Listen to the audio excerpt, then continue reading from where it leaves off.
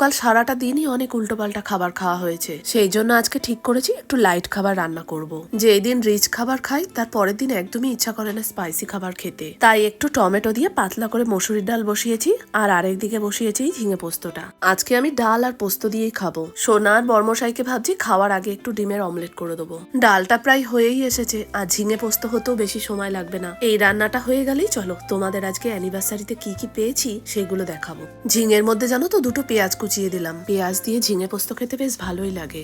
দুদিন ধরে শরীরটা আমার ভীষণ খারাপ, খুব ঠান্ডা লেগেছে, সেই জন্য গলার ভয়েসটা দেখবে একটু শুনতে অন্যরকম লাগছে। এই দেখো পোস্তটা প্রায় হয়েই এসেছে, একটু সর্ষে তেল দিয়ে তারপরে নামিয়ে নেব। চলো ঘরে যাই, এবার তোমাদের গিফট গুলো দেখাই। দেখেছো সামনে ওর পরীক্ষা, ওকে দেখে কে বলবে। আমি ওদিকে রান্নাঘরে রান্না করতে ব্যস্ত, আরও সেই ফাঁকে আঁকাবুকি করে সময় নষ্ট করছে। ড্রয়িং করতে করতে মানে চোখ মুখের অবস্থা একবারে বিচ্ছিন্ন।